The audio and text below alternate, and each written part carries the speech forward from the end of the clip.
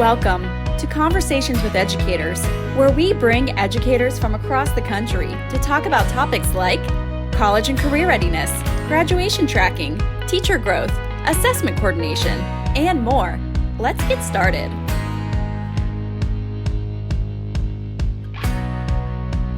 Okay, I think we'll go ahead and get started. We want to value everyone's time. Again, welcome to our regular series of Conversations with Educators. And we appreciate you taking some time out of your schedule to join us today, and hope that you have some practical information that you can take back and use. It's always a pleasure to meet with our educators, fellow educators out there. And we hope you enjoy the time.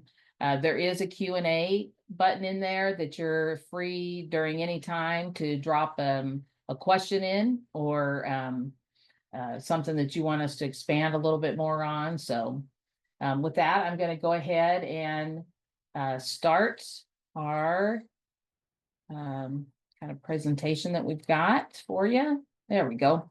So today's topic is on future-ready graduates and how we can better align our programs of study with labor market demands.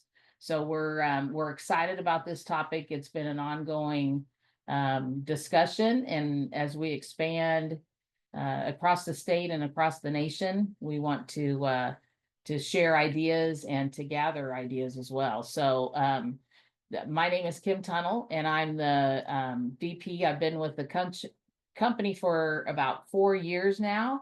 And Lisa Tunnell is joining us today. She's a former CTE teacher, CTE director, and now serves as our product manager for our graduation tracking tool, Pathways, and our staff evaluation tool as well. So we're glad to be with you today, and excited as both former educators. We're excited to share some information. So what we're going to be talking about is kind of understanding how you can understand the labor market trends, how we can leverage that. And then, of course, the bottom line is we want to empower students for post-secondary success. So making sure they're aligned with their passion and their skill sets, and that we're providing everything that we can through our instructional programming at the middle school and high school. Education Advance, our whole goal, I think we have about 80% of our company is former educators, and we're all about making it easier. So we have products that we develop to take that lift off your plate so that you can do what you entered the profession for, and that's working with students. So we're really excited today. And Lisa, I'm going to start off. What are some of the hurdles that districts face when they're implementing programs of study? Let's just talk a little bit about that. Sure. Yeah. And that's, I think, one of the first things that we kind of have to consider before we even talk about labor market data, because programs of study, especially in the state of Texas, have evolved so much and so rapidly over the last several years, really over the last decade or so, that there's a struggle there to implement them with fidelity and without confusion. So some of the key struggles that we see is that there's been no labor market data considered. That's something new, maybe, that districts have had to consider that haven't in the past, and that really creates a disconnect between the community and the educational entities. And so we end up students progressing through high school with no real connection between what I'm going to do with these skills, with these certifications, with this information that I've learned, and what I'm going to do with it in my community. Sometimes this is because these programs have been created based on student interest alone. Maybe there's a handful of courses that have done really well, have flourished because of really vibrant and engaging teachers, but there hasn't really been a correlation to a program of study completion status and what that means in relation to really workforce data within the community. Another struggle that is real is teacher certification. So do you have teachers that are certified with it to be able to offer full programs of study? cost considerations. So can we financially afford what it takes to offer these things? Can we afford the supplies year over year, the equipment, the IBCs? There's a real cost associated with those things, especially if students aren't passing them. We can get reimbursed for the ones that are passed singularly, a single IBC. But if you have kids that are taking multiple IBCs, or they're not passing them, there's no reimbursement. So these are real considerations. Those are real costs associated with them, and those are a big deal, especially for districts that are smaller or can only consider a few programs of study for their area. And then lastly, when we consider our capstone courses, the culminating course, the ones that really should offer some hands-on employability, real life experiences, do we have the space available for these experiences? Do we have the space in our communities to house these things? Do we have the space in our labs? And how do we offer those experiences to our students? How was the equitable way to offer those?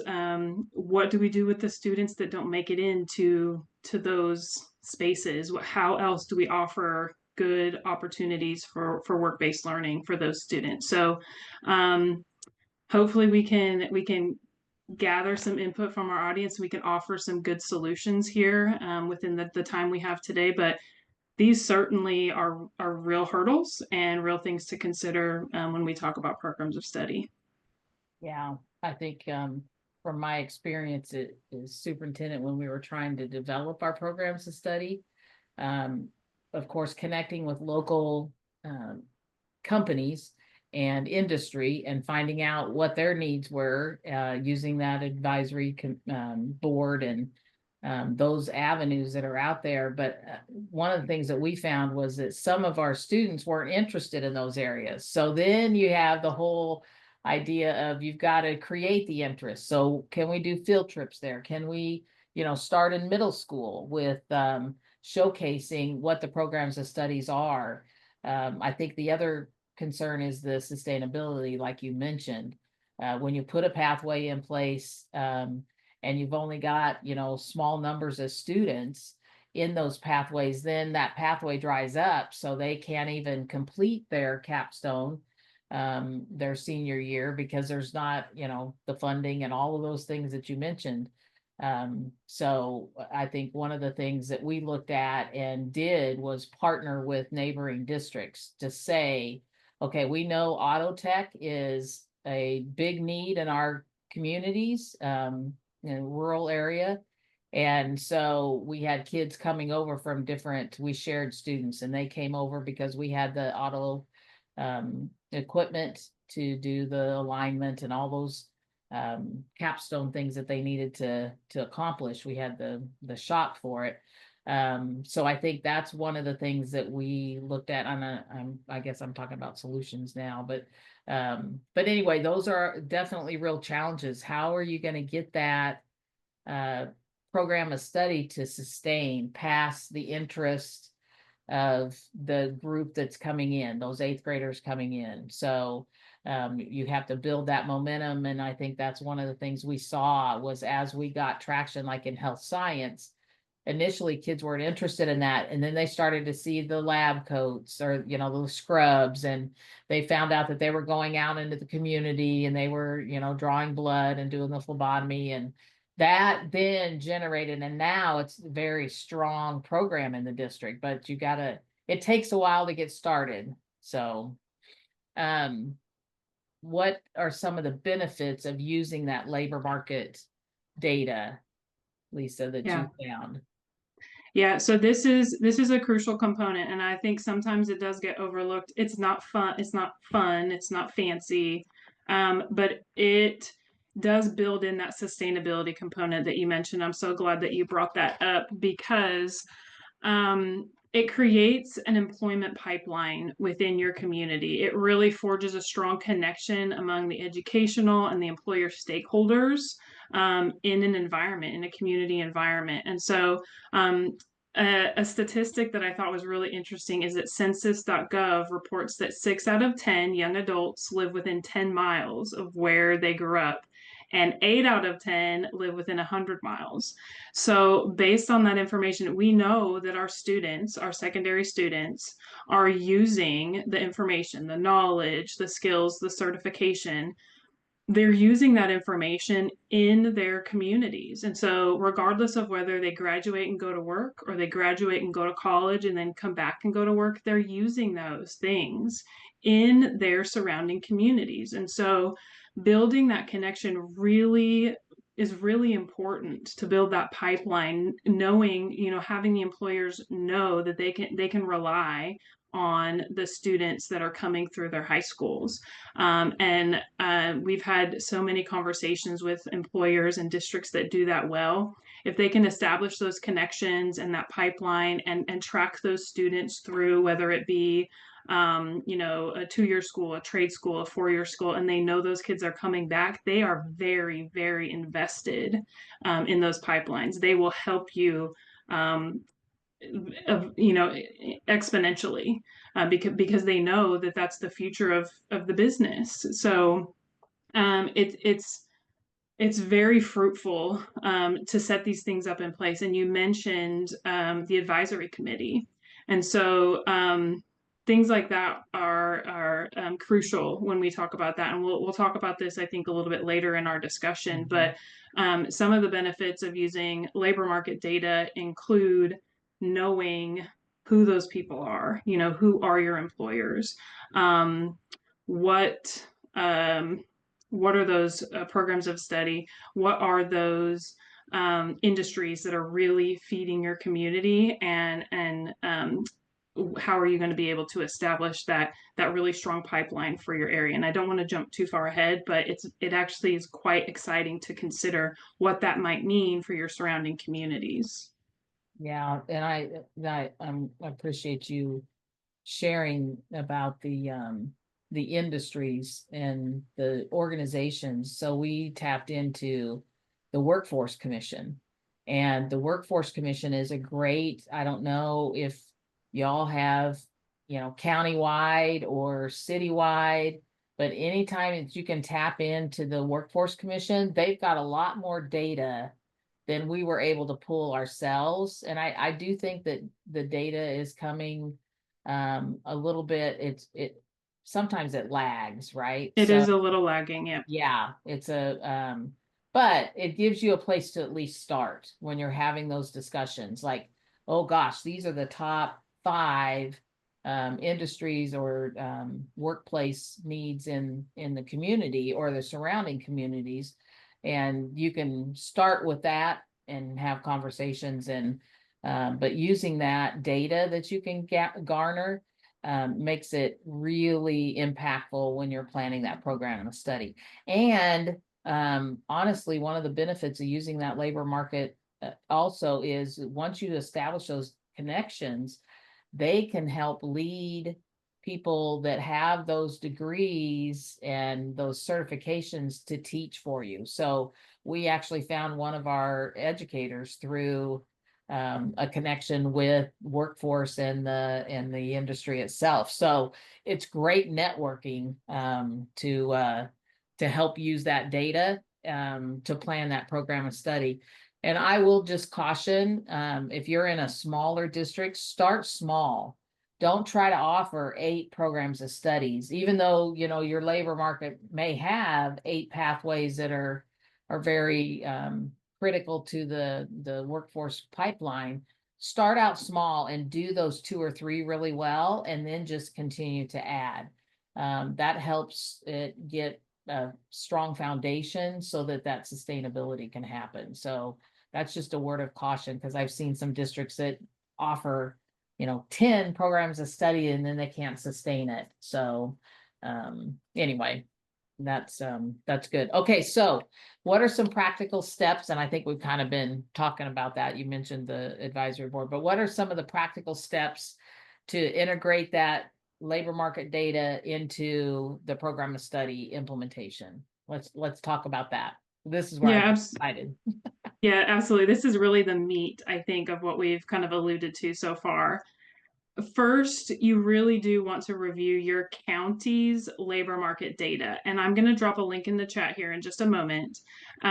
You really want to specifically look at the industries that are providing the most jobs in your county, the industries that are paying the most, so they account for the most money in your area, and the specific employers in your area.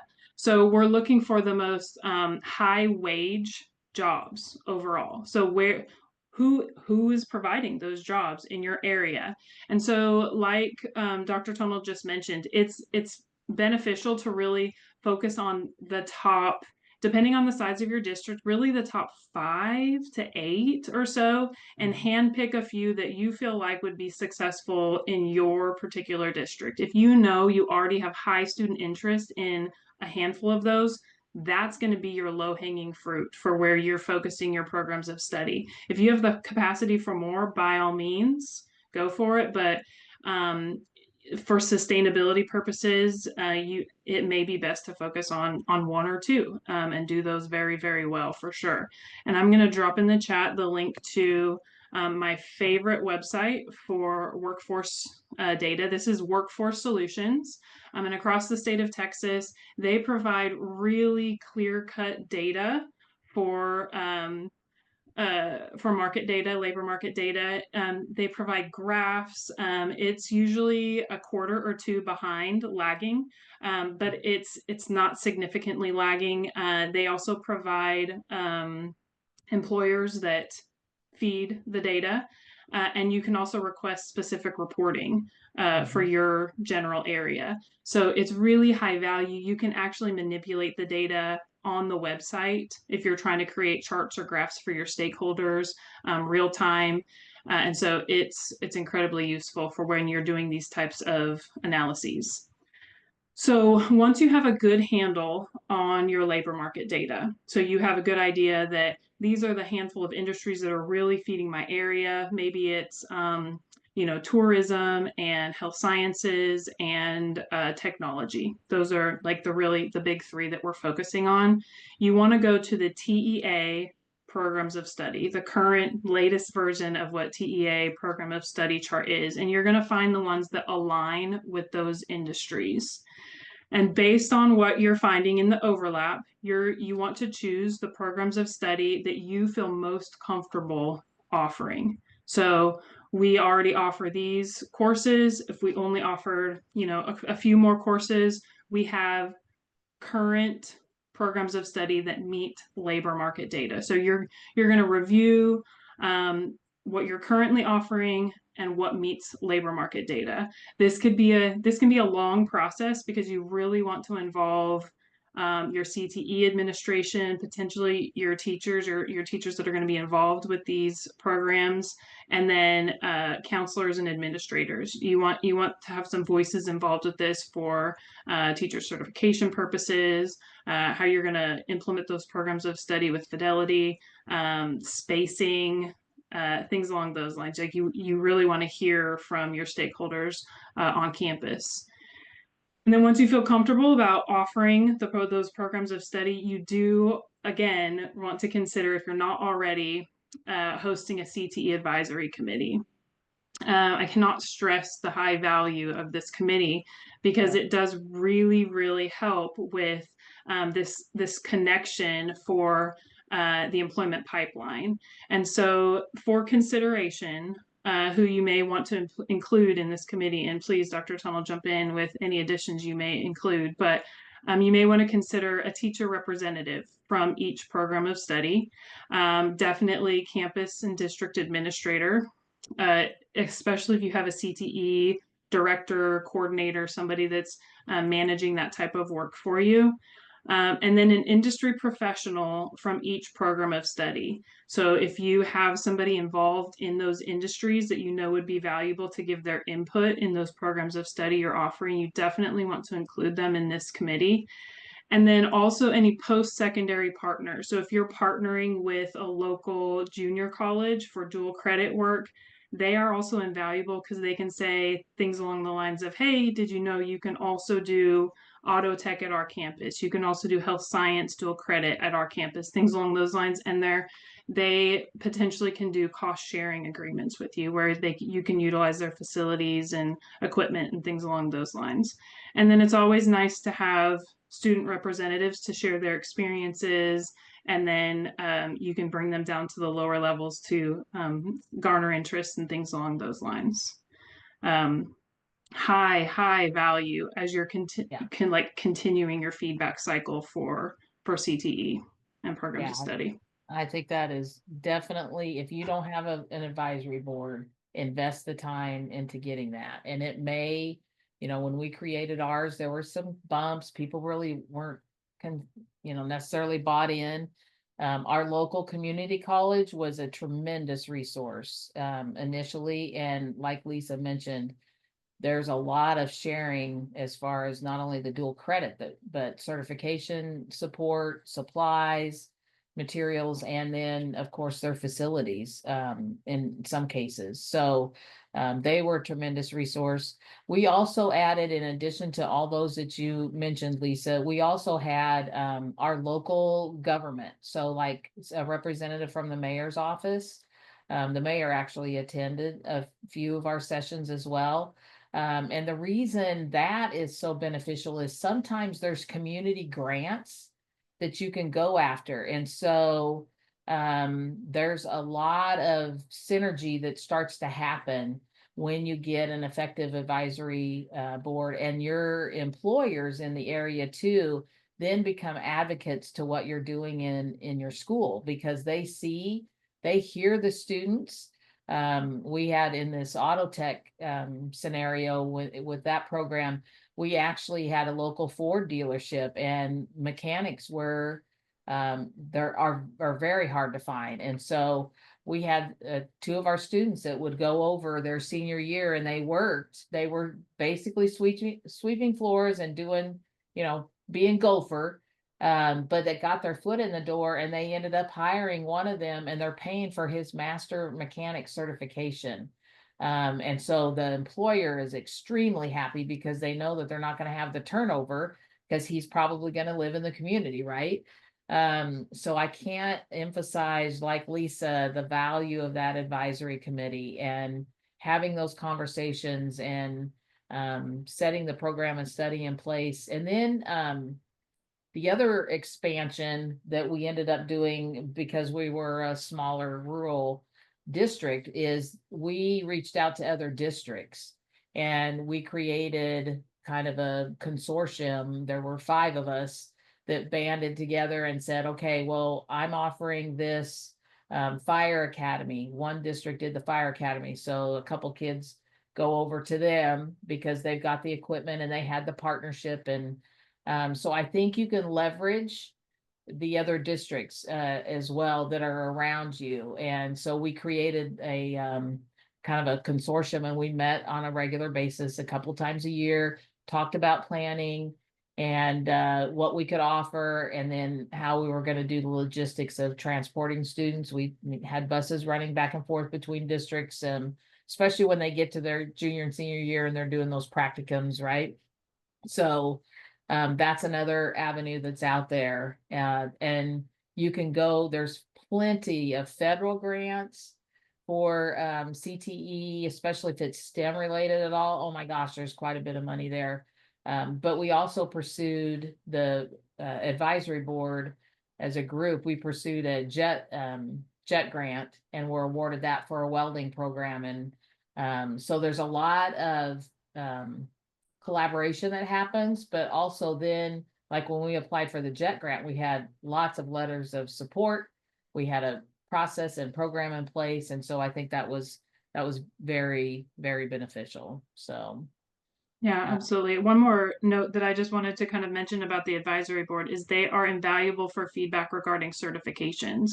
So there are some certifications on the TEA list that are really accepted regionally, like There may be one certification that certain employers recognize as high value and other recognize are maybe not as much. And so it's really important to vet those certifications in your particular area for which one is going to be more valuable or not to offer to your students for their culmination. So that's one thing that you definitely want to discuss within that group for what is going to be really, especially if your students are working within your community, for what's going to be put them, a step above other applicants for when they're applying for jobs upon graduation or even while in school. Yeah, that's a Um, good point. yeah, we made several changes based on advisory board feedback in my tenure. Mm-hmm. Really Yeah, great feedback. yeah. Um, we're gonna Uh, open it up for Q&A. If you've got a question that you have, go ahead and drop that in, and we will we'll make sure that we address that. But I think, Lisa, the main crux is know your data, get the collaboration, and get a large stakeholder following, and do your planning there. And don't forget the students. The students are so powerful, but not yeah, only and with interest, but also with their advice, and again, showcasing their talents and stuff, change the perception. There's this perception of the kids these days, and all that. And it did a tremendous positive impact in our community once we had the students out there speaking as well. I love that you brought up the point of starting young, like absolutely if they see that they have these opportunities in front of them at a young age, elementary through middle school, of course that's going to garner interest for what you're offering. And then they can see, oh my gosh, I can do this for a career.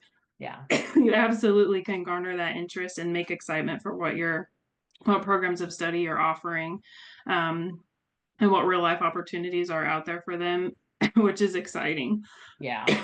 We had we had our middle school students. You know how they always look up to the high school kids.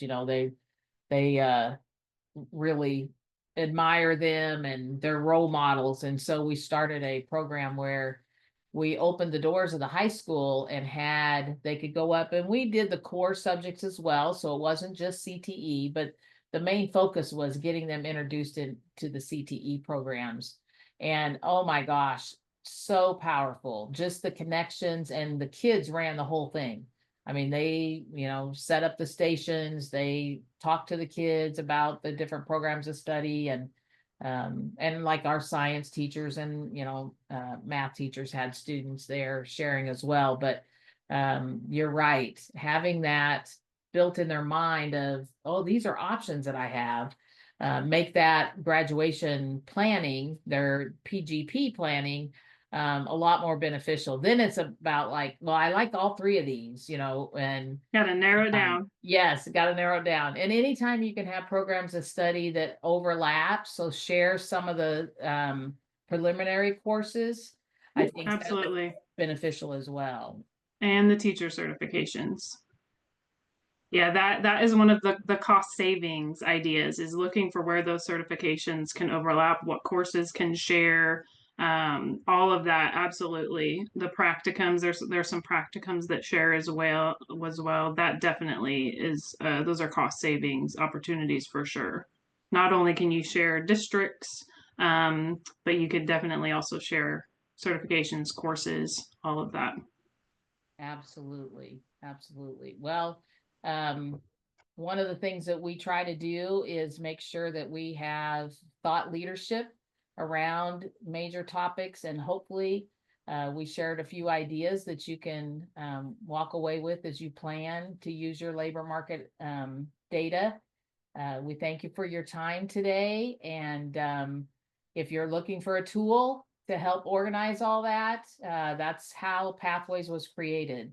Was how can we track certifications and CCMR and bonus funding and all the things that you have to do at that administrative level. So reach out to us if you're interested, and we're here to make things easier for you. So thank you, Lisa, for taking the time, and thank you all for joining. Absolutely. We'll see y'all next time. Thanks so much. Thanks for joining us. If you want to learn more about college and career readiness, graduation tracking, teacher growth, assessment coordination, be sure to subscribe to our newsletter. Until next time.